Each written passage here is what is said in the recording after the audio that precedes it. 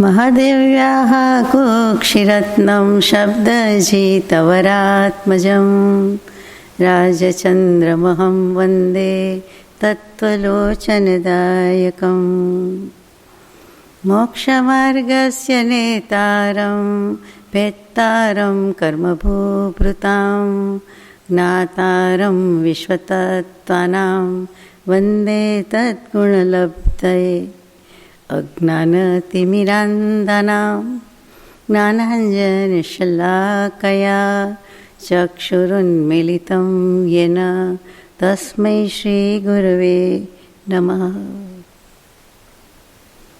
સત્શ્રુતને નમસ્કાર, અસીમ ઉપકારી આત્માને નમસ્કાર, તારક ત્રિપુટીને નમસ્કાર, માવિત્રો મુરબ્યો મુમુક્ષુને નમસ્કાર, પ્રત્યેક શુદ્ધાત્મ દ્રવ્યને નમસ્કાર, સિદ્ધાંત ચક્રવર્તી શ્રી નેમિચંદ્રાચાર્ય દેવને નમસ્કાર અને ટીકા કરતા શ્રી ખૂબચંદજી શાસ્ત્રીને પણ નમસ્કાર.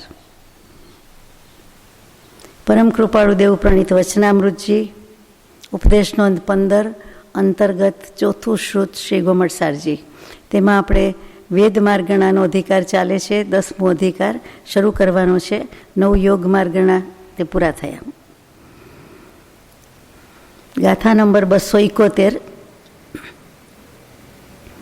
પુરીસિચ્છી સંઢ વેદોદયેણ પુરીસિચ્છી સંઢ ઉભાવે નામોદયેણ દવે પાયેણ સમા કહિમ વિષમા. અહીંયા વેદ એટલે શું? તો કે શાસ્ત્રો કહેવાય છે, 4 વેદ કહેવાય છે.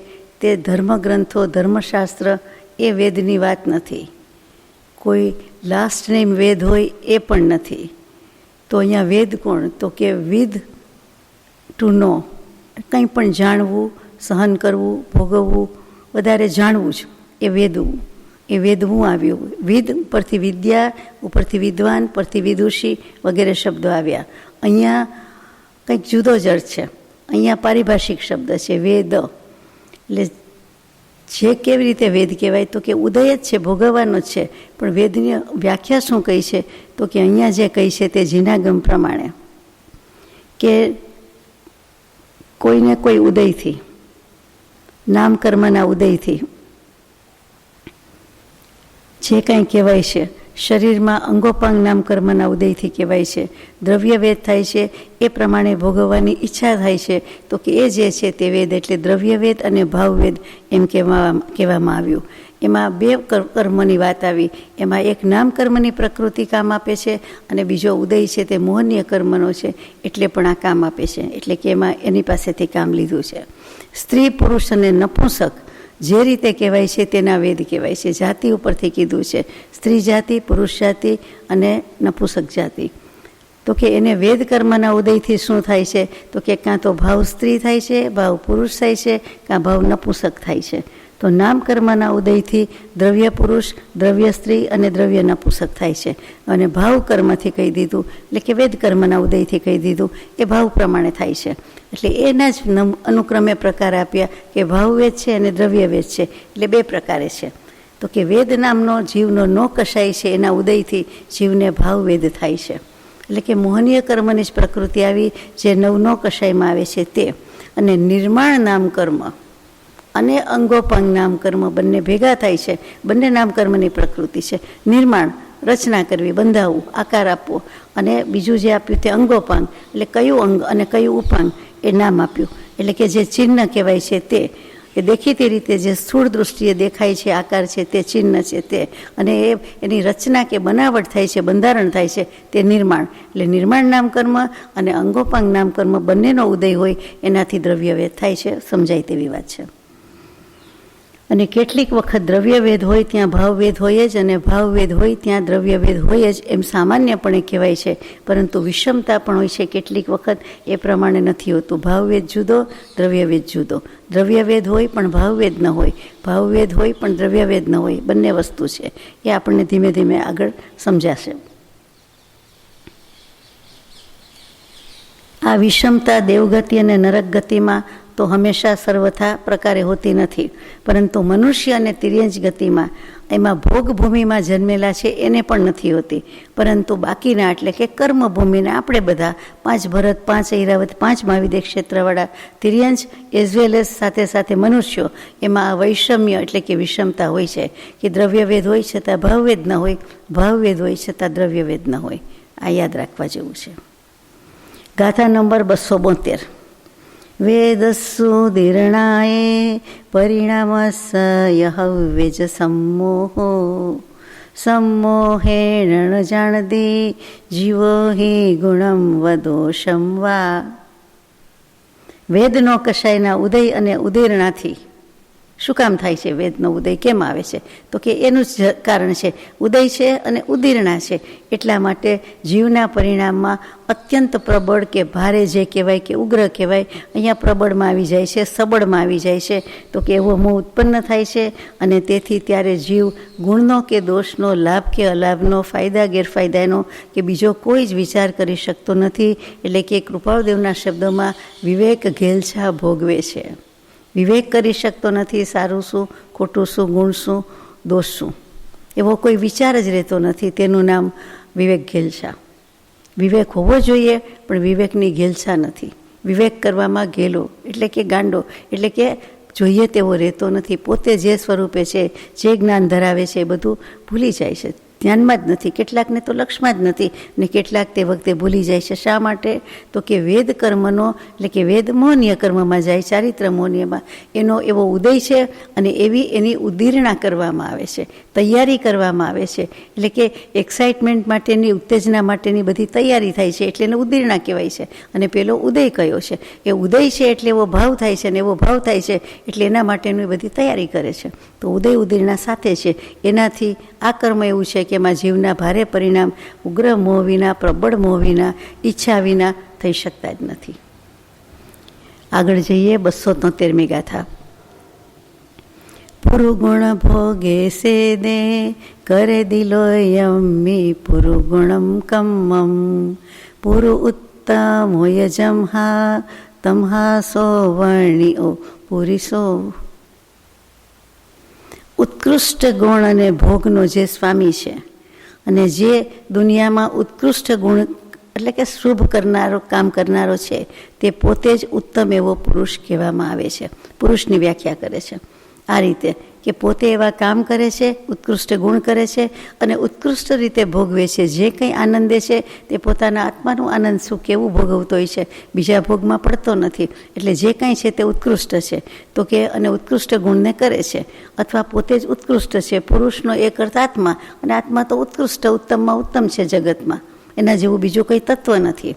બીજી રીતે કહે છે કે ઉત્કૃષ્ટ એવું સમ્યક જ્ઞાન, સમ્યક દર્શન, સમ્યક ચારિત્ર વગેરે ગુણોનો જે સ્વામી છે, આત્મા છે, અંદર તો પડેલા જ છે. અને ઇન્દ્ર ચક્રવર્તી વગેરે પદને પણ ભોગવે છે, એ લૌકિક રીતે ભોગવે છે. બીજી જે કોઈ પદવી હોય છે આલોકમાં પરલોકમાં, તે ચારે પુરુષાર્થનું પાલન કરે છે. એટલે ગૃહસ્થ પણ હોઈ શકે અને ઉદ્ધત પણ હોઈ શકે. ગૃહસ્થ મુનિ બધાને લઈ લીધા. એટલે ધર્મ, અર્થ, કામ અને મોક્ષ ચારે પુરુષાર્થનું પાલન કરે છે. પરમેષ્ઠી પદમાં સ્થિત છે. કાં તો કોઈ સાધુ મુનિના પદમાં છે, કાં કોઈ આચાર્ય છે, કાં કોઈ ઉપાધ્યાય છે. એટલે સાધુ તો બધા જ થયા. કાં કોઈ અરિહંત છે. એક સિદ્ધ ભગવંતને સાધુ ન કહીએ, પરમેષ્ઠીમાં આવ્યા, સંપૂર્ણ રીતે સિદ્ધ થઈને સિદ્ધશિલામાં બિરાજે છે. 5 લઈ લીધા છે. 5 સહજાત્મ સ્વરૂપ પ્રગટાવ્યું છે. પરમેષ્ઠી પદમાં સ્થિત કીધું છે. એટલે એમના માટે પુરુષ કહેવામાં આવે છે. એટલે કે આત્મા, એટલે કે પરમ આત્મા એમને કહેવામાં આવે છે. અહીંયા પરમાત્મા નથી લખ્યું, પરમ પુરુષ નથી, એટલે બીજાને પણ લઈ લીધા છે. ઇન્દ્ર ચક્રવર્તી પણ છે એટલે પરમાત્મા નહીં કહેવાય, પણ એને પોતાની પદવીનો ધારક છે. એવી રીતે સંસારમાં પણ કોઈ સાધુમાં છે, કોઈ તીર્થંકર છે, કોઈ ગણધર છે, કોઈ ચક્રવર્તી છે, તો એ બધા કઈ પદવી કહેવાય? તો કે કેટલીક સંસારની પદવી છે, કેટલીક મોક્ષની છે. શ્રાવક શ્રાવિકા પણ એમાં આવે છે, જે ઉત્તમ 9 પદવી કહેવાય છે. તેમાં સમ્યક દૃષ્ટિ પણ આવી જાય છે. એટલે બધું જ આવી જાય છે. એટલે બંનેને બધાને લઈ લીધા છે. ઇન જનરલ આત્મા એટલે આત્મા, પણ દુષ્ટ આત્મા નહીં, સજ્જન આત્મા, સારા આત્મા, બધું પોઝિટિવિટી છે તે જ લીધેલી છે. શરૂઆત જ ક્યાંથી કરી છે કે ઉત્કૃષ્ટ સમ્યક જ્ઞાન વગેરે ગુણનો સ્વામી, એટલે બધું પોઝિટિવ ને પરમ પરમ પરમ ઉત્તમ હોય તેની જ વાત છે. આગળ જઈએ. એ જ ગાથાનું અનુસંધાનમાં પણ 274મી ગાથા છે. એમાં ખરેખર પુરુષની વ્યાખ્યા અને પુરુષ કોણ, સ્ત્રી કોણ વગેરે આવે છે. છાદયદે સંયમ દોષે નયદો છાદદે પરમ વિદોષેણ છાદણશીલા જમહા તમહા સાવર્ણિયા ઇથ્થી એટલે સ્ત્રી.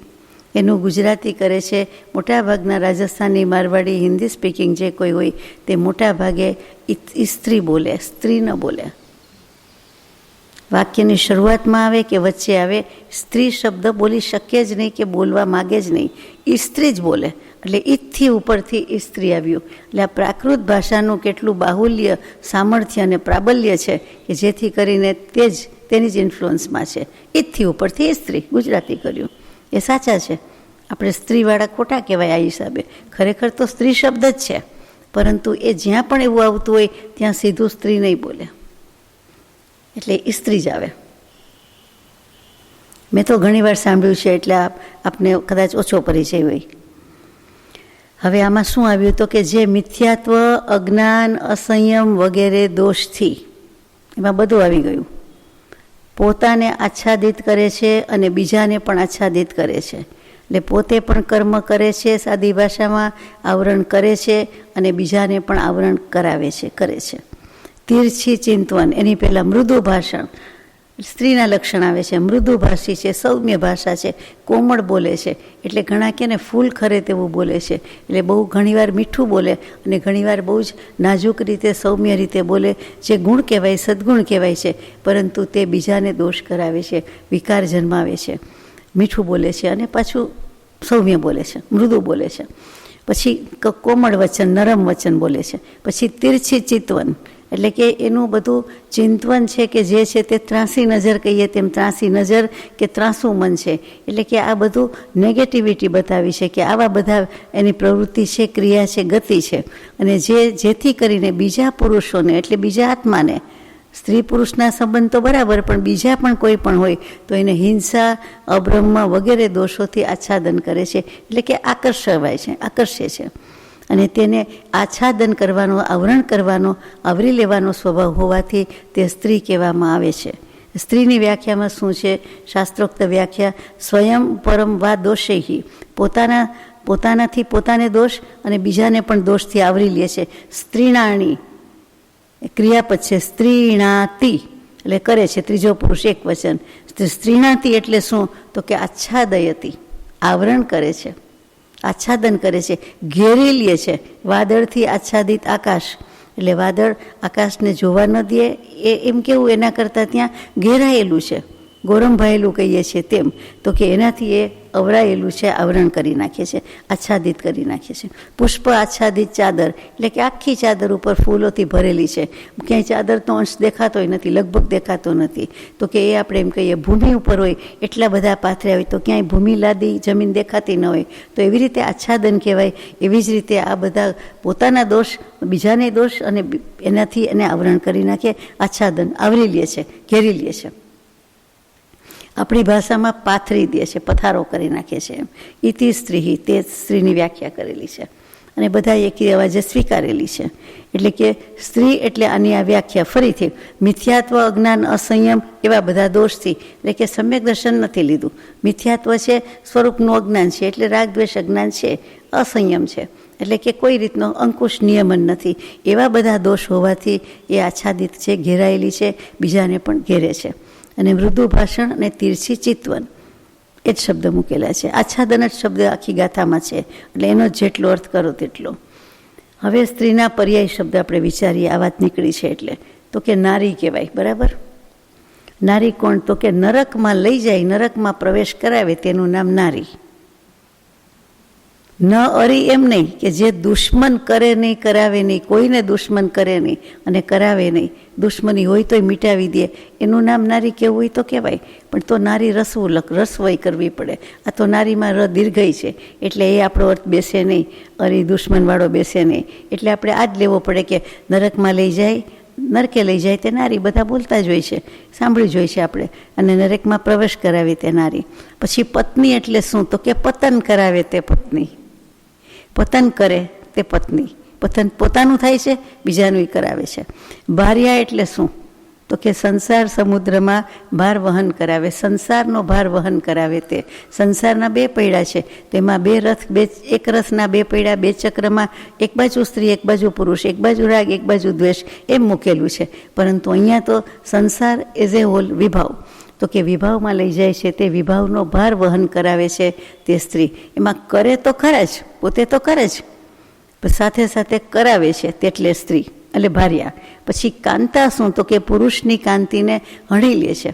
ગમે તેટલું પુરુષનું તેજસ, ઓજસ, વીર્ય વગેરે હોય તો પણ એ ધીમે ધીમે હણી લે છે, ઓછું થતું જાય છે, નાશ પામતું જાય છે.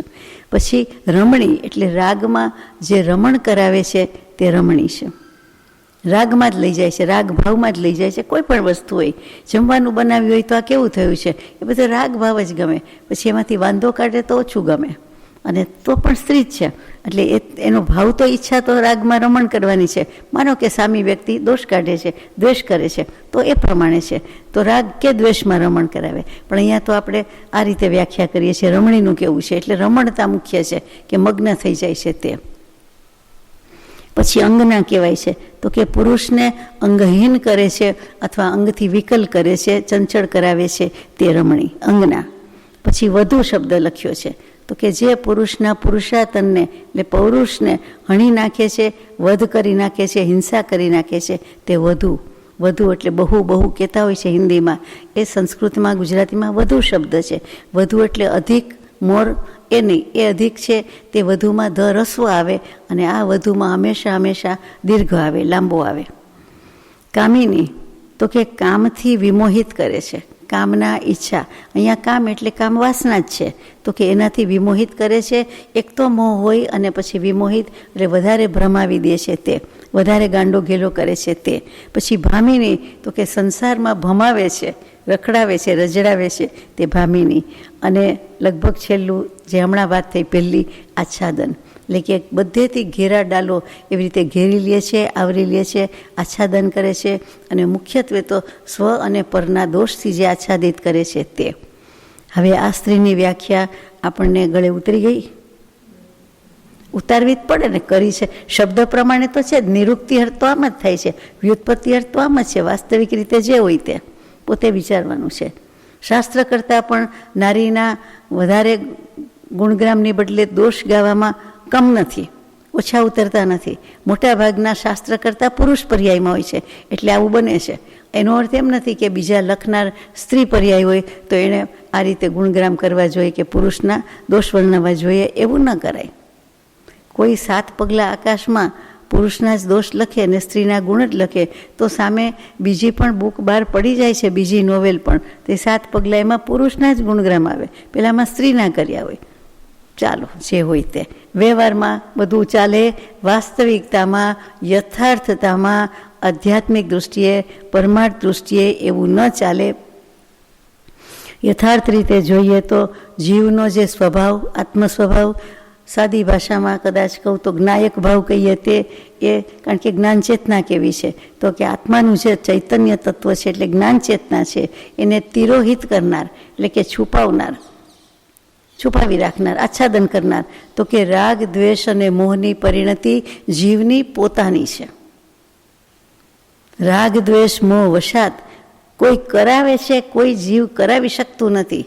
એક દ્રવ્ય બીજા દ્રવ્યને કંઈ કરી શકતું નથી, તો પછી આમાં કેવી રીતે થાય? એટલે નિમિત્તનો વાંક નથી, ઉપાદાનનો પોતાનો વાંક છે. એટલે કે આત્મ સ્વભાવ, જ્ઞાયક ભાવ, એની જ્ઞાન ચેતના, અને એ જ્ઞાન ચેતનાને જે તિરોહિત કરે છે, ઢાંકે છે, શેના વડે? તો કે રાગ, દ્વેષ, અજ્ઞાનના ભાવ વડે. એટલે કે પોતે એવા ભાવ કર્યા, પોતાની પરિણતિ જવાબદાર છે. જે તે પુરુષની પરિણતિ, જે તે વ્યક્તિ સામે જે નિમિત્ત હોય તે એની પરિણતિ જવાબદાર છે. અહીંયા પુરુષ જ છે, સ્ત્રી પુરુષની વાત છે. એટલે તો કે એની પરિણતિ, એના ભાવ મુબારક છે, એને મુબારક છે, એ ઉપાદાન છે. નિમિત્ત શું કરે? નિમિત્ત તો ગમે તેવું હોય. અને એવા વિભાવના પ્રબળ નિમિત્તો વચ્ચે પણ જે સેજય હલનચલન પામતા નથી, ક્ષોભ પામતા નથી, એવા પુરુષનું નામ ધીર કહેવાય છે. ઘણીવાર વ્યાખ્યા આવે છે કે યેશામ ન ચેતાંસી તે એવ ધીરાહા. ધીર પુરુષ અને એનો જે ગુણ તેને ધીરજ ગુણ કહેવાય, સાદી ધીરજ નહીં, એટલે ધીર વીર ગંભીર કહેવાય છે. વિકાર હેતવ સત્ય વિક્રિયંતે યેશામ ન ચેતાંસી તે એવ ધીરાહા, કે વિકારના વિભાવના કોઈ પણ, અહીંયા તો વાસનાની જ વાત છે, કામ વાસનાની વાત છે, પણ કોઈ પણ વિષયની વાસનાની વાત હોય, કોઈ પણ વિકાર કરે, આપણા ભાવ બગાડે, માત્ર દ્વેષ થાય એવા ભાવ હોય રાગની બદલે, તો પણ એવા નિમિત્ત વચ્ચે પણ જે ક્ષોભ પમાડતું નથી, પોતાના આત્મ સ્વભાવની પોતાની પરિણતિ જે બિલકુલ બગાડતું નથી કે ક્ષુભિત થવા દેતું નથી, એને અસ્થિરતા ચંચળતા આવવા દેતા નથી, કોઈ ફેરફાર, વિકાર એટલે એક અર્થ ફેરફાર, કોઈ ભાવમાં પરિણતિમાં ફેરફાર નથી, પોતે જેમ છે તેમ છે, શુદ્ધ તો શુદ્ધ, તે ધીર કહેવાય. અહીંયા ભાવાર્થમાં જ લખ્યું છે તે આપણે આપણી દલીલ રજૂ કરી દીધી, આપણો ભાવ રજૂ કરી દીધો કે યથાર્થ રીતે તો આમ જ છે. અહીંયા પણ એમ જ કહે છે કે જો કે સંસારની બધી જ સ્ત્રીઓને આ લાગુ પડતું નથી. તીર્થંકર દેવના પણ માતા છે, એમને એનું નામ લખ્યું છે રીતસર, તીર્થંકરો કે માતા જનની, એટલે તમારી જનની પણ અમારે તો જગત જનની છે, એમ આપણે પૂજામાં ગાઈએ છીએ. તે તો કે તીર્થંકર દેવના માતા અને સમ્યક્ત્વ વગેરે ગુણોથી ભૂષિત જે કોઈ દુનિયામાં બધી સ્ત્રી છે તે પોતાના અને બીજાના દોષ કરતી નથી, કરાવતી નથી, માટે તેમને કહેવામાં આવતું નથી, પરંતુ બહુમતીથી આ પ્રમાણે હોવાથી અને નિરુક્તિ એટલે કે વ્યુત્પત્તિથી આ પ્રમાણે હોવાથી એનો અર્થ કરીએ છીએ અને એનો બોધ કરીએ છીએ, એમ શાસ્ત્ર કરતા પુરુષે પણ લખ્યું છે. હવે ગાથા નંબર 275. ણે વિત્થી ણેવપૂમમ ણવંસવ હોય લિંગ વદિરે તો ઇઠ્ઠાવગ્ય સમાણ વેદણ ગરવો કલુ સચિત્તો.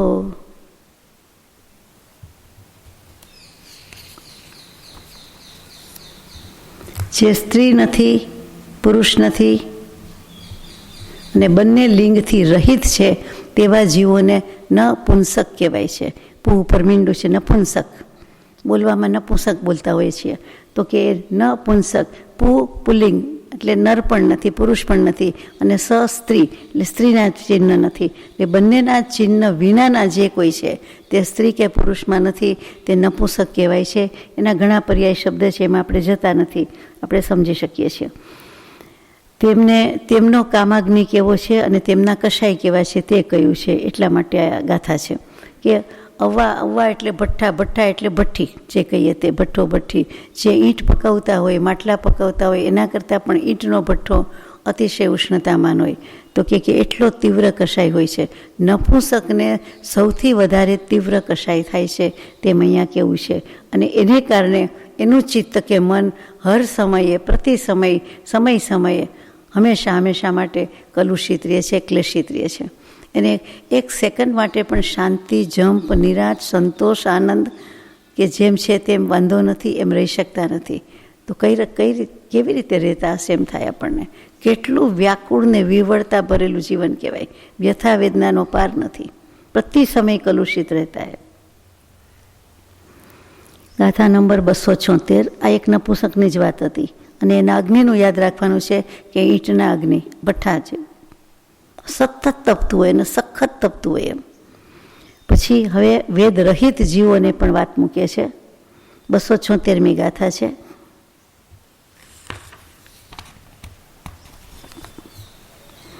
તિણકારી સિટપાગ ગિસરિસ પરિણામ વેદણુ મક્કા અવગય વેદા જીવા સગ સંભવણ તવર સોખા. 3 અગ્નિની ઉપમા આપી છે. ઘાસનો અગ્નિ, છાણનો અગ્નિ અને ઈંટનો અગ્નિ. ઈંટના અગ્નિની વાત આવી ગઈ, નપુંસકની વાત આવી ગઈ છે. અહીંયા તૃણનો અગ્નિ કીધો છે. તૃણ એટલે તણખલું કે ઘાસ, એ પુરુષના કામ વાસનાના એટલે કે એના અગ્નિને, કામ અગ્નિની એની ઉપમા આપવામાં આવી છે કે જેમ ઘાસનું તણખલું તરત જ સળગે છે અને શું સળગ્યું એ શું બુઝાઈ ગયું એ તરત જ ક્ષય પામે છે, નાશ પામે છે, એટલે વહેલું બુઝાઈ જાય છે તેમ કેવું છે. પછી કારીશ અગ્નિ, કારીશ શબ્દ આવ્યો.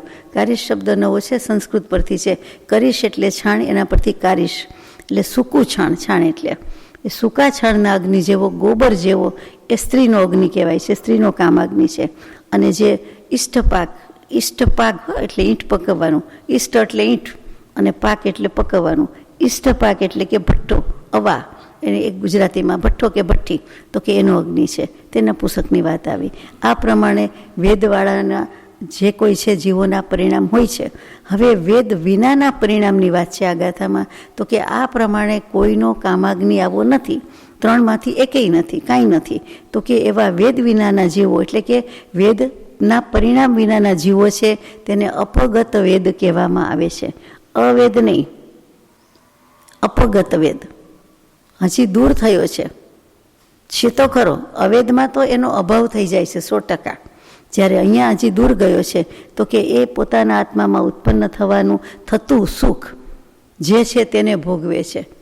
અપગત વેદી સુખી, તો કે સુખી, કારણ કે એને આ વેદના વિનાના પરિણામ વિનાનું આત્માનું જે વેદ છે, વેદન છે, તેનું સુખ છે અને તેનું સુખ અનંત કહેવાય છે. એક સમય પૂરતું હોય કે ગમે તે હોય, એટલે એ અનંત સુખના ભોગી છે. એમાં આવી દીધું. અપગત શબ્દ શું કામ છે એમ સમજાય છે કે અનિવૃત્તિકરણ સુધી 9મા ગુણસ્થાનક સુધી વેદનો ઉદય છે. એટલે અપગત એટલે દૂર મૂક્યું છે, દૂર કાઢ્યું છે, એટલે કે થોડાક સમય માટે દૂર છે.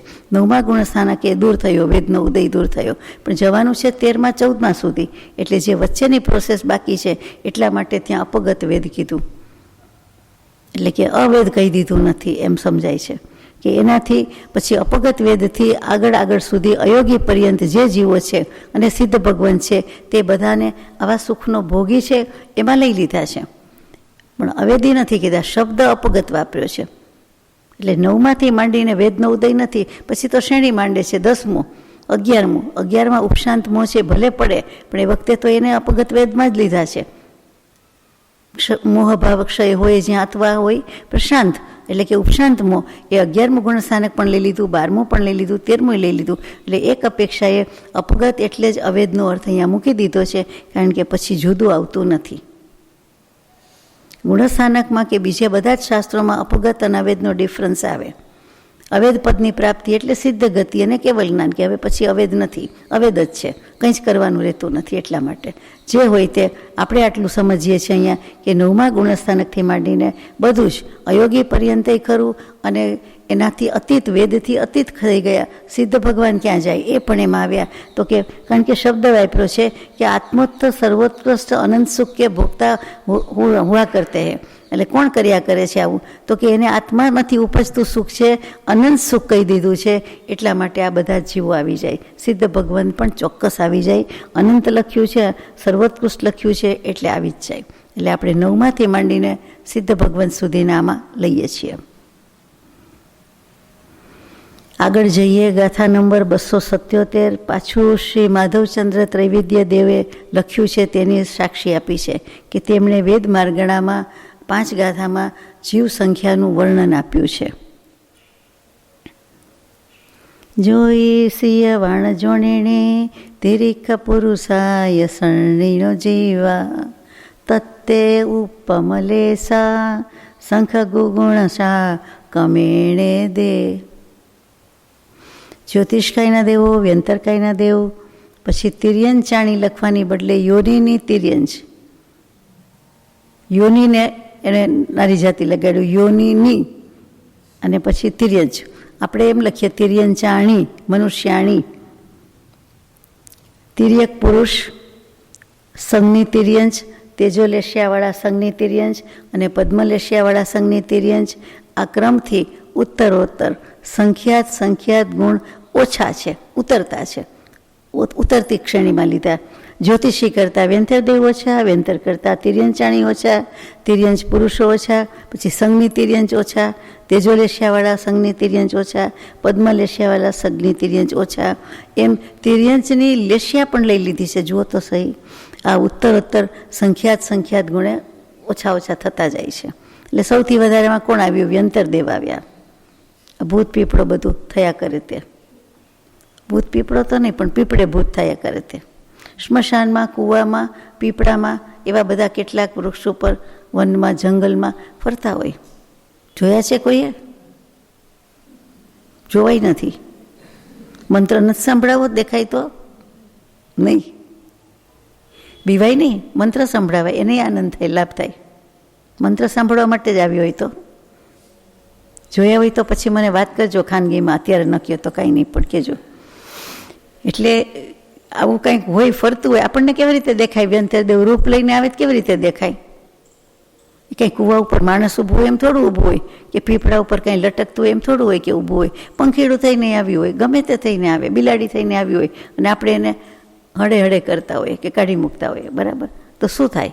આપણે થોડી ઓળખાણ છે, નકામું હેરાન કરે.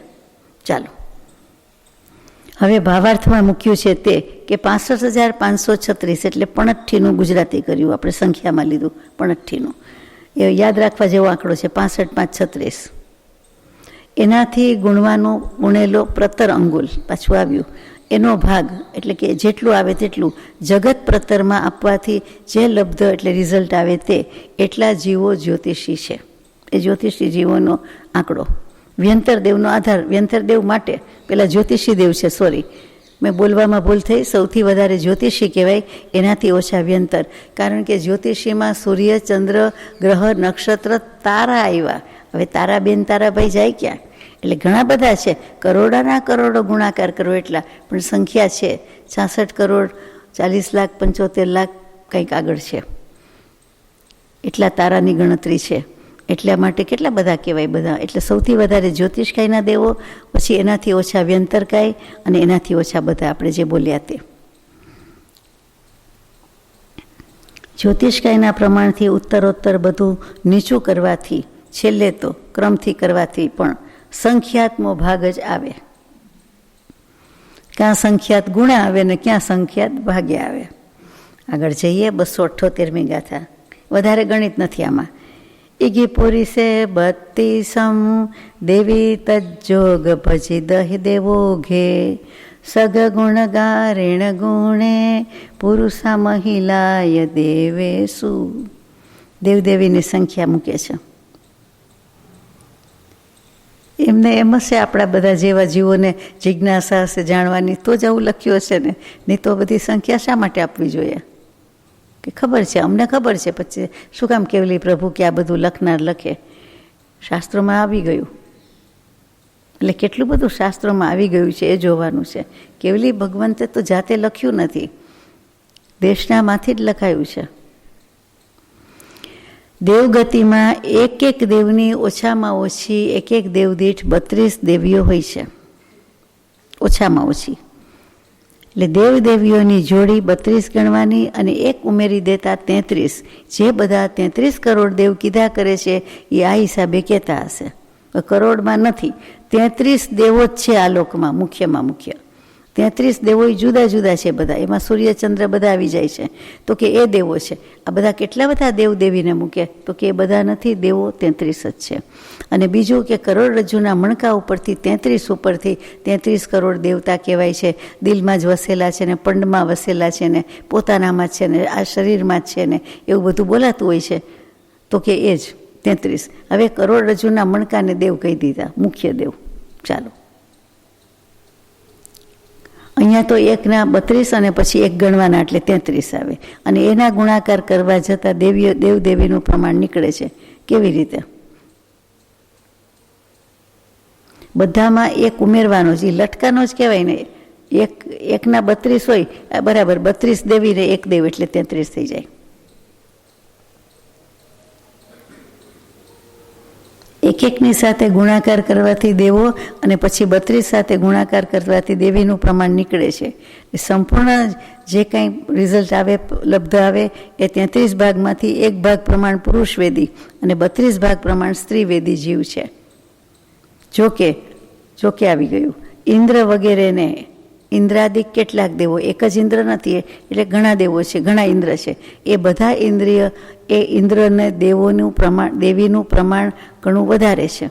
આ સામાન્ય દેવ, ઇન્દ્ર સિવાયના દેવને એક એક દેવને 32 પત્ની, ઇન્દ્રને તો વધારે અનેક છે. મેં આપને કોઈ વાર કહ્યું હશે કે એક ઇન્દ્રના જીવનમાં સંખ્યા ગણવી પડે, ગણતા વાર લાગે એટલી બધી, પણ સંખ્યાતમાં જ છે. પણ ઇન્દ્રાણીની સંખ્યા આવી જાય છે. એટલા ઇન્દ્રાણી સાથેનું એનું સુખ લખાયેલું છે, અને એ ભોગવવું પડે છે. એ ભોગાવલી કર્મ છે. અને એ કેવી રીતે પૂરું થાય, એમાં સમ્યક દૃષ્ટિ ઇન્દ્ર હોય તો એને આ કેટલું વસમું લાગે. ભલે પરે અપ્રવિચારા તત્વાર્થ સૂત્રમાં આવે છે કે પહેલાં બીજા દેવલોક સુધી જ સ્ત્રી પુરુષના સંભોગ સંબંધ જેવી વાત છે, પછીના 2 થી 12 દેવલોક અને ઓનવર્ડ્સ એ કોઈ સંબંધ નથી. માત્ર ત્યાંથી પસાર થાય તો પણ સુખ અનુભવાઈ જાય, એને પણ ગણી લીધું. એવી રીતે સ્પર્શ થાય, એવી રીતે હસે, બોલે, વાત કરે, નૃત્ય કરે, એમાં બધું આવી જાય. એમાં રીતસરનો કોઈ સંબંધ તો નથી, માત્ર પહેલાં બીજા દેવલોક સુધી જ છે. એ એક નવીન વાત છે, પણ દેવલોકમાં તે પ્રમાણે છે. એટલે એટલું નથી, તેમ છતાં આટલા લાંબા સમય સુધી સંબંધ તો ઇન્દ્રાણીનો ને દેવદેવીનો જ થયો ને, અને એમાં જેલસી આ તે બધું ભળે એટલે માથાકૂટ જ છે, મોટો સંસાર ઊભો થાય છે, અને એને કારણે પછી અધોગતિ પણ થાય છે. સમ્યક દૃષ્ટિની વાત જુદી છે, બાકી તો બધાને અધોગતિ થાય જ. એકેન્દ્રિયમાં આવવું પડે છે, ફળ ફૂલ રૂપે જન્મવું પડે, વનસ્પતિમાં આવવું પડે, તિર્યંશમાં આવવું પડે. એક છેલ્લા 6 મહિનામાં અવધિ જ્ઞાનથી ખબર પડી જાય કે હવે મારે આવી જગ્યાએ જન્મવાનું, આ ગટરમાં જન્મ લેવાનો, આવું ગંધારું છે મેદાન એમાં જવાનું, ગંદુ છે, આ તો આવી ગંધાતી પૃથ્વીલોક છે એમાં જવાનું, એમ કરીને ગમે તેટલું સુંદર હોય તો પણ એને તો ગંદુ જ લાગવાનું છે, અશુચિવાળું, અપવિત્રવાળું, દુર્ગંધવાળું જ લાગવાનું છે. એટલે એમાં એના આર્ત ધ્યાનમાં કે અફસોસમાં એ એટલા બધા માથા પછાડ એવું થાય છે, દુઃખ લાગે છે કે 6 મહિના કેમેય જતા નથી. ત્યાં અવધિ અજ્ઞાન છે એ એમને ભારે પડી જાય છે કે જાણ્યાનું દુઃખ છે. એ આનું નામ. ફૂલની માળા કરમાઈ જાય વગેરે એટલે ખબર પડતી જાય કે હવે આપણો સમય નજીક આવતો ગયો. એની ચામડી કે વાળ ઉપર અસર નથી આવતી, પણ ફૂલની માળા કરમાઈ જાય છે. અંગ સિવાય, અંગ ઔદારિક નથી એટલે વૈક્રિય શરીર છે, આમાં એવી અસર આવે છે. એટલે બધી દુઃખની જ વાત છે. ભોગ ભોગવવા જતાં નવા કર્મ જ બંધાઈ જાય છે ને બીજા ભાવ થાય છે જુદા, અને આટલો કાળક્ષેપ થાય. એટલે બધી આમ જુઓ તો ઈચ્છવા યોગ્ય તો છે જ નહીં. એટલે જ જ્ઞાની પુરુષ કહે છે કે શુભ કાર્ય, શુભ પુણ્ય ઈચ્છવા યોગ્ય નથી, શા માટે કરો છો?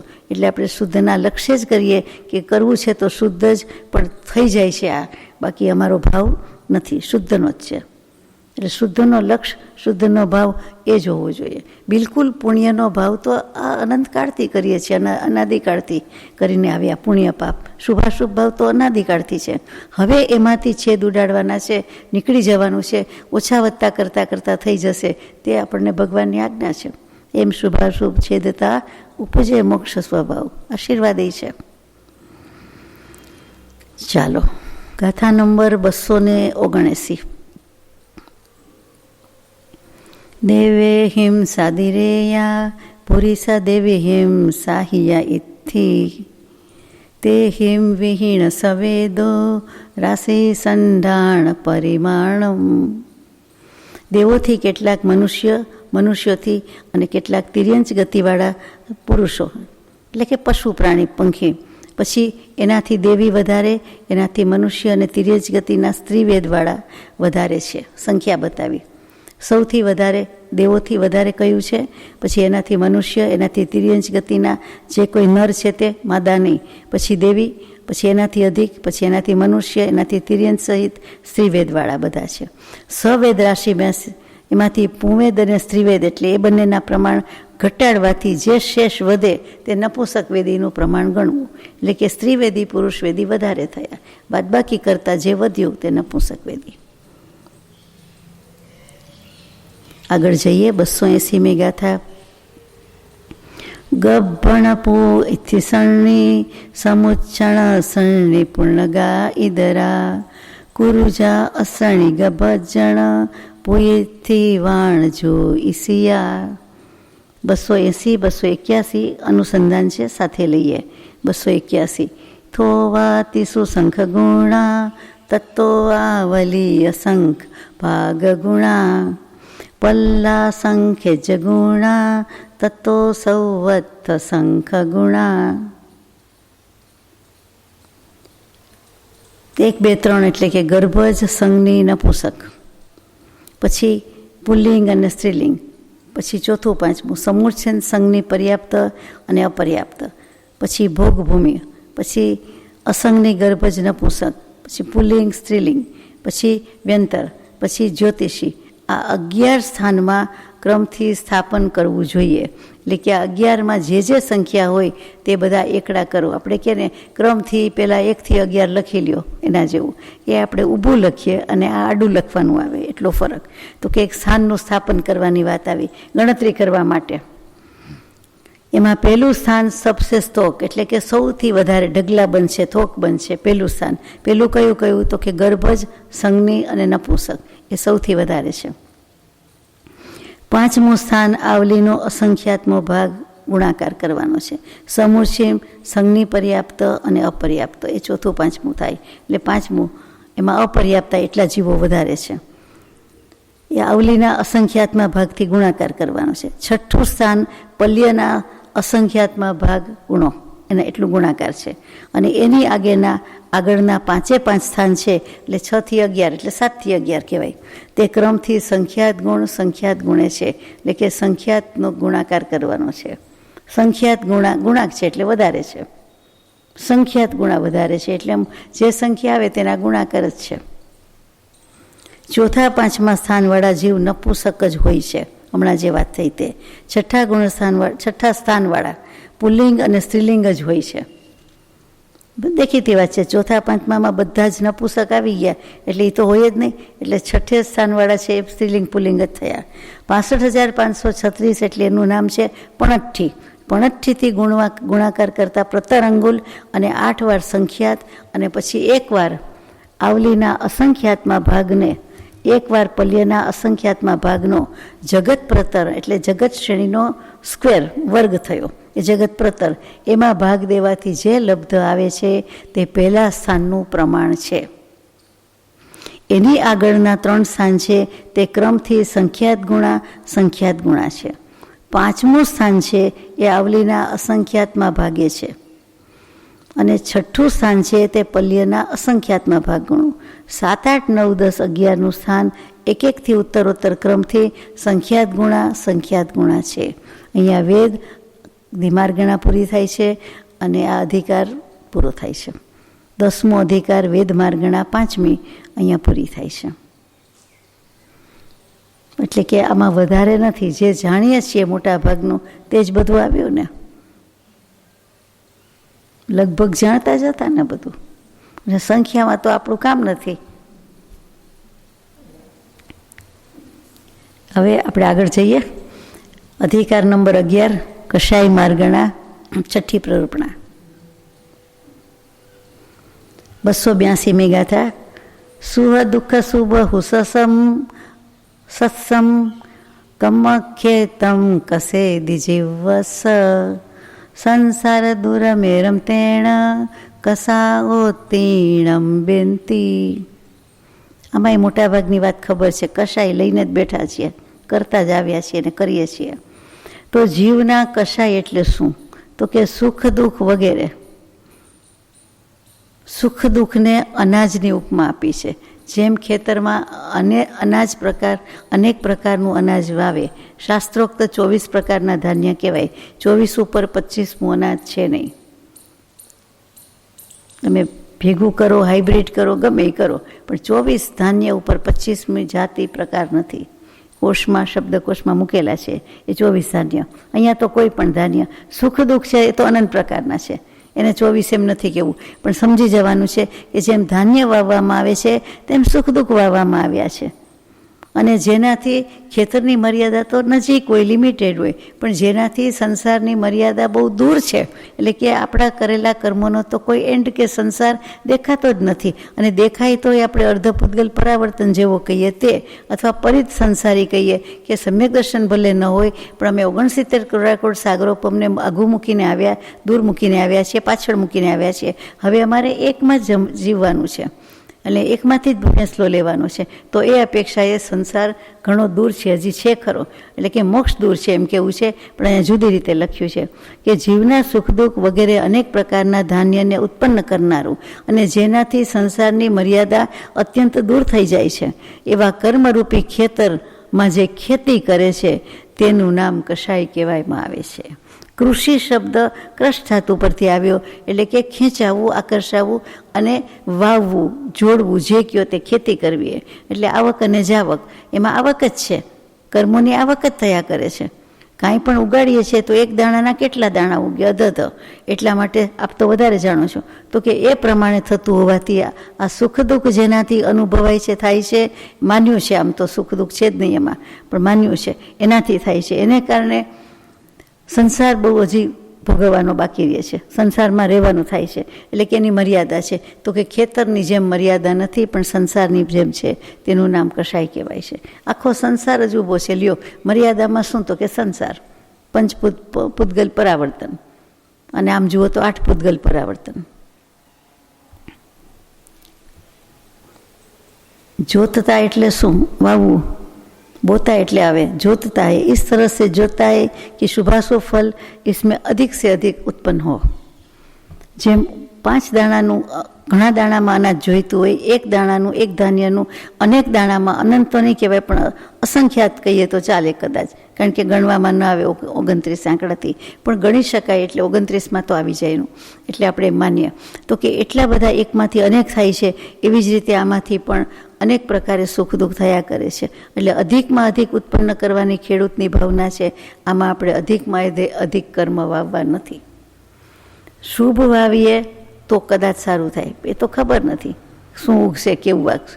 અને વાવીએ તેવું ઉગે તો આમાં તો કર્મની ઉપમા આપી છે. ધાન્યમાં તો સારું ખરાબ ખબર પડે, આમાં તો કંઈ ખબર પડતી નથી. એટલે કે વાવવાનું છે ને, રીતસરનું વાવવાનું નથી, એક ઉપમા છે, રૂપક છે, પણ સરસ આપેલી છે. એ કૃષિ ખેતર કરે છે, એવી રીતે આપણે પણ કર્મોને આકર્ષણ કરીએ છીએ, વાવીએ છીએ, ઉગાડીએ છીએ, ખેતી જ કરીએ છીએ. હવે કશાય શબ્દની નિરુક્તિ વ્યુત્પત્તિ બતાવે છે. 283મી ગાથા. સંમત દેશ સયલ ચરિત જહ ખાત ચરણ પરિણામે ગાદંતી વાકસાયા ચૌસોલ અસંખ લોગમિદા. હવે કશાયની વ્યુત્પત્તિ શું છે? તો સારી રીતે મૂકી છે કે સમ્યક દર્શન, સમ્યક્ત્વ, પછી દેશ ચારિત્ર, પછી સકલ ચારિત્ર એટલે સર્વસંગ પરિત્યાગ, એટલે 4, 5, 6 ગુણસ્થાન લઈ લીધું. યથાખ્યાત ચારિત્ર કેવળ જ્ઞાન લઈ લીધું. ત્યાં સુધીના પરિણામોને જે કશે, ઘાતે એટલે કે ન થવા દે, એનો નાશ કરી નાખે. ઘાત એટલે નાશ જ, હિંસા કરી નાખે, તેને કશાય કહેવાય છે. એટલે કે સમ્યક દર્શનથી કેવળ જ્ઞાન સુધી જે જવા દેતું નથી તેનું નામ કશાય. તેનો તો નાશ જ કરે છે, એટલે એ તો થવા દેતું જ નથી. અને એની પહેલાં તો મિથ્યાત્વમાં ઓછું વધતું થયા કરે છે. થોડું કામ વધે કે થોડું કામ વધે, પણ એના ઓછા વધતાપણાથી આપણને શું પ્રયોજન? આપણે તો એકડોવાળું સમ્યક દર્શનથી પ્રયોજન છે. તો કે તે થવા ન દે, તે ગુણે એના ઘાત કરી નાખે છે. કશાયેલો સ્વાદ કહીએ તે, અહીંયા તો તુરું નહીં પણ હણી જ નાખે છે, ખેતી જ કરી નાખીએ. એમ જૂના બી વાવી નાખે, એટલે બાળી નાખે, પછી પાછું નાશ કરી નાખે, રિમૂવ કરે, દૂર કરી નાખે, એવી રીતે થવા જ દેતું નથી. એના 4 ભેદ છે: અનંતાનુબંધી, અપ્રત્યાખ્યાની, પ્રત્યાખ્યાની અને સંજ્વલન. હવે અપ્રત્યાખ્યાની ન કહેવું હોય તો અપ્રત્યાખ્યાના વર્ણીય લાંબુ થાય, એટલે એને આપણે અપ્રત્યાખ્યાની કહી દઈએ તો ચાલે. તો એના કુલ 16 ભેદ થયા. 4 અનંતાનુબંધી, 4 અપ્રત્યાખ્યાની, 4 પ્રત્યાખ્યાની અને 4 સંજ્વલન. કોઈને ક્રમમાં ગોટાળો થાય તો યાદ રહેવામાં સરળતા, એટલે પહેલાં બંને આવે, અનંતાનુબંધી, પછી અપ્રત્યાખ્યાની, પછી પ્રત્યાખ્યાની, પછી સંજ્વલન, એટલે યાદ રહી જાય. કારણ કે બીજા ત્રીજામાં ઘણીવાર ગોટાળો કરે. હવે આ વ્યુત્પત્તિથી કેવી રીતે થાય છે એ કરતો આવી ગયો. આ બીજો કે સમ્યક્ત્વ આદિ વિશુદ્ધ પરિણામ આત્માનમ, એટલે વિશુદ્ધ પરિણામાન બહુવચન, પછી કશતી હિનસ્તી ઇતિ કશાય, સંસ્કૃતના રૂપ આવ્યા. સમ્યક્ત્વ વગેરે જે કંઈ આત્માના વિશુદ્ધ પરિણામ છે, એટલે ઓછા વધતા ચડ ઉતર કેવળ જ્ઞાન સુધીના થાય છે, તે પછી વધતું જાય છે, શુદ્ધિને પામતું જાય છે. એને કશતી એટલે પાછું અહીંયા ઘાતે લખ્યું હતું કે હિંસા કરે છે એમ આવ્યું, અહીંયા હિનસ્તી એટલે હણી નાખે છે, બંને એક જ છે. તેનું નામ કશાય કહેવામાં આવે છે. બંને રીતે મૂક્યું. પાકું? સમ્યક દર્શન સિવાય પણ એની પહેલાં પણ મિથ્યાત્વ વગેરેમાં કશાય તો છે જ ને. પણ ત્યારે કશાયનું કાંઈ એમણે લીધું નહીં, એનો રોલ લીધો નહીં. જોયું તમે? હજી સુધી આવ્યું નહીં, હવે નહીં આવ્યા. આવવાનો તો આવી ગયો હોત. એ સમજવાનું છે કે એને ચોથાથી જ લીધી વાત, કે સમ્યક દર્શનથી. એટલે સમ્યક દર્શન પહેલાંનું જે છે તે બધું મિથ્યાત્વ, બધું પહેલું બીજું ત્રીજું બધું એકમાં જ લીધું, એની કોઈ ડિટેલ્સ આપી નથી. એટલે કે ગાઢ મિથ્યાત્વ અને મંદ મિથ્યાત્વ થોડુંક મોડું પડે છે, પણ ફેર તો મિથ્યાત્વ જ ને, શબ્દ તો એ જ ને, પરિણતિ તો એ જ ને. એટલે એ લીધી જ નથી, લક્ષમાં જ લીધી નથી. જે પામવાનું છે પાસિંગ માર્ક્સ જ સમ્યક્ત્વ, તો 75 કે 95થી પાસિંગ કરે છે, તો કાંઈ વાંધો નહીં, ચાલો 100ની બદલે 5 તો ઓછા થયા, એમ ચાલશે ને. સમ્યક દર્શન હોય તો એ મોટી વાત છે ને. ચાલો આગળ જઈએ. 284મી ગાથા. શીલ પુઢ વિભેદ ધૂલી જલ રાઈ સમાણો હવે કોહો નારયતિરિયણ રામ રગઈસુ ઉપાય ઓ કમસો. ક્રોધ 4 પ્રકારનો હોય છે, ઉપમા આપી છે. એક પથ્થરની રેખા જેવો છે, એક પૃથ્વી ઉપરની રેખા જેવો છે, એક ધૂળમાં પાડેલી રેખા એટલે લીટી જેવો છે, અને એક પાણીમાં પાડેલા લીટા જેટલું છે. ત્યાં લીટીએ નથી બોલતા, લીટો કહીએ. ફરીથી ક્રોધનો 4 પ્રકાર કયા કયા છે? એક પથ્થરની રેખા, પથ્થર એટલે પહાડના પથ્થરની, શિલાની રેખા, મોટામાં મોટો પથ્થર જ. પછી પહાડ ઉપર ન ચડવો તો કાંઈ નહીં, નીચે શિલા કેવી છે, રોક કેવો છે, કે જે ખડક કહીએ છીએ તે કઠણમાં કઠણ પથ્થર હોય, તો સીધો સાદો ભાંગી તૂટી જાય એવો નહીં, એમાં પાડેલી લીટી. હવે એ તો કેમય ન જાય, પડેલી રીએ જ મારા ખ્યાલથી તો જાય જ નહીં, ભૂંસાય નહીં.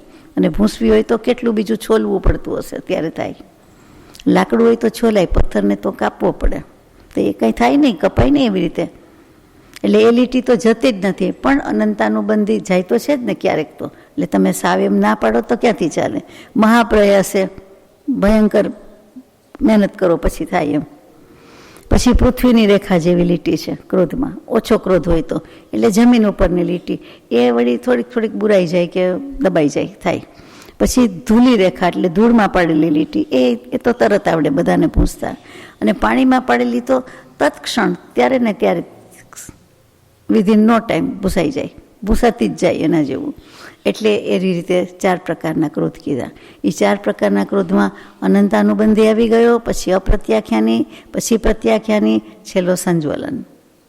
બાહુબલીજીને માનની વાતમાં આવશે, એ સંજ્વલન માન હતું. એટલે નહીં જેવો, એટલે તરત જ વિચાર ફર્યો કે તરત કેવલ જ્ઞાન થઈ ગયું. આ પાણીની લીટી જેવું, આ તો ક્રોધ છે, પછી માનની ઉપમા આવશે. આ માત્ર ક્રોધની ઉપમા છે. હવે એ 4 અનંતાનુબંધની 4 ક્રોધનું સ્વરૂપ અને વિષય બતાવે છે. એમાં જાતિભેદ વગેરે આવે છે, એમાં જતા નથી. પછી ક્રોધના 4 ભેદ શક્તિ અપેક્ષાએ મૂકે છે: ઉત્કૃષ્ટ, અનુત્કૃષ્ટ, અજઘન્ય અને જઘન્ય. ઉત્કૃષ્ટ એટલે સૌથી વધારે અનંતાનુબંધીમાં આવે, એનાથી એ પ્રમાણે જ છે ભાગ શક્તિ. એટલે અનુત્કૃષ્ટ એટલે એટલા બધા ખરાબ નહીં, અનંત સંસાર વધારે એવા નહીં, અપ્રત્યાખ્યાની એટલે કે સૌથી ઉત્તમ નહીં પણ ચાલે, નેક્સ્ટ બેસ્ટ જેવું. પછી અજઘન્ય તો કે સૌથી ઓછું એવું નહીં, હજી વચ્ચેનું છે, વચલું પણ વચલું નથી લખ્યું, અજઘન્ય. અને પછી જઘન્ય એટલે તદ્દન મિનિમમ હોય, નહીવત હોય તે.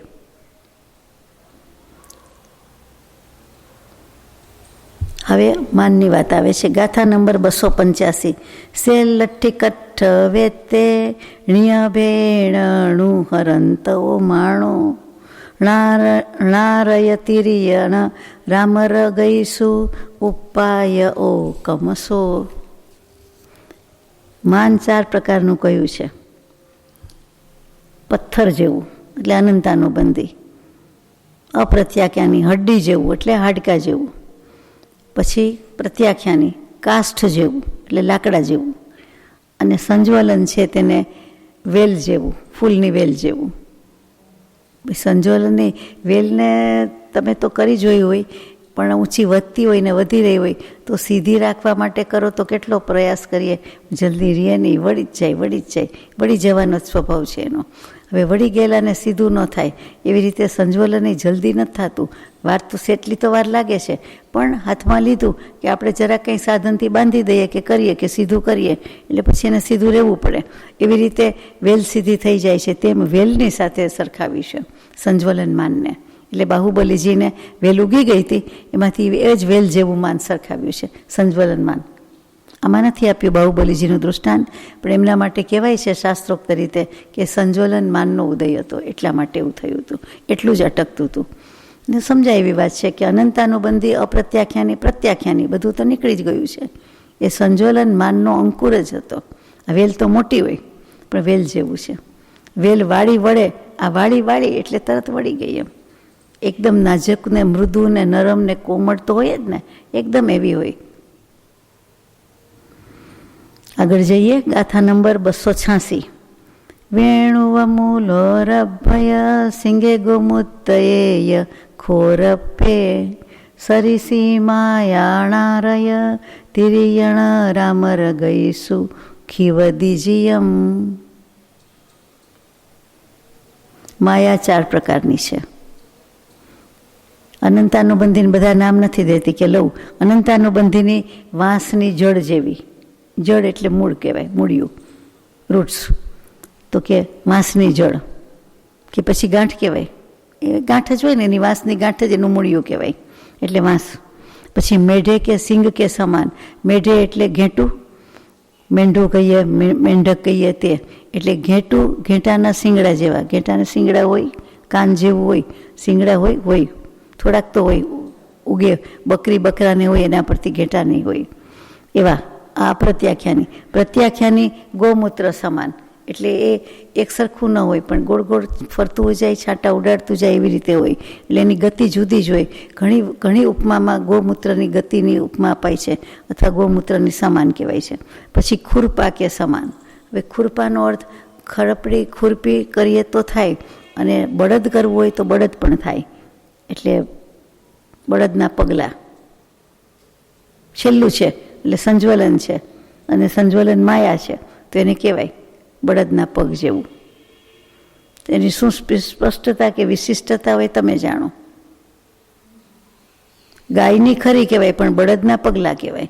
એટલે ખુરપી એટલે અહીંયા ખુરપ્પાનો અર્થ બળદ જ મૂકે છે, એટલે કહું છું. માયાના 4 ભેદ આ પ્રમાણે છે. એમાં પેલું વેણુમૂલ એટલે વાંસનું મૂળ કયું. પછી બીજો શબ્દ ક્યાં આવે છે? ગૌમૂત્ર તો પછી આવે છે.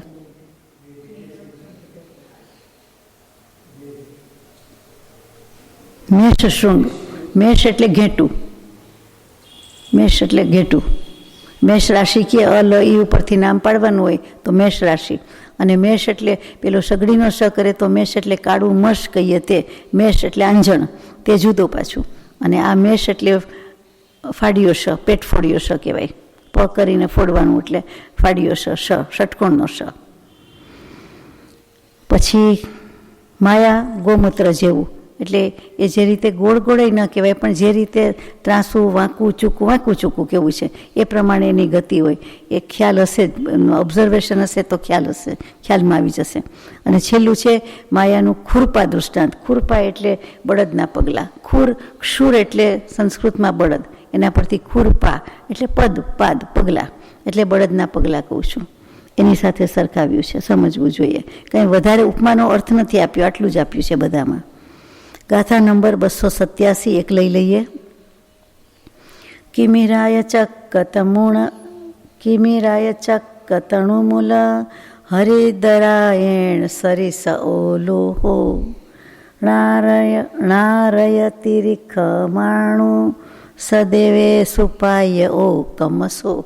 માણુસ ભેગું છે, મનુષ્ય. લોભ કશાય પણ 4 પ્રકારનો છે. એમાં પેલું બતાવ્યું છે કે કિરમજીનો રંગ. ક્રિમી રાગ એટલે કિરમજીનો રંગ, કિરમજી રંગ. એ કેમેય જાય નહીં, ખૂબ જ ગાઢ હોય છે. મહાપ્રયાસે એ કલર જાય તો જાય. પછી બીજો છે ચક્રમલ. ચક્ર એટલે ગાડાનું ચક્ર જ યાદ આવે, પૈડું.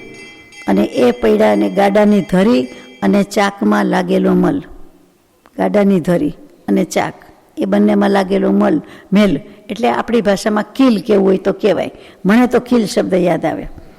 અને પછી એના ડાઘા કેમય ન જાય, આપણને અનુભવ હશે.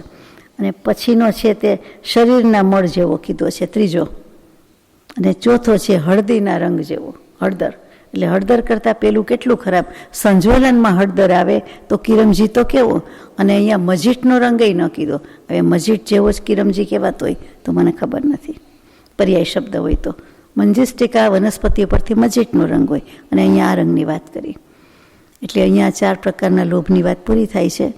પછીનું આપણે આવતીકાલે લઈશું. અંતમાં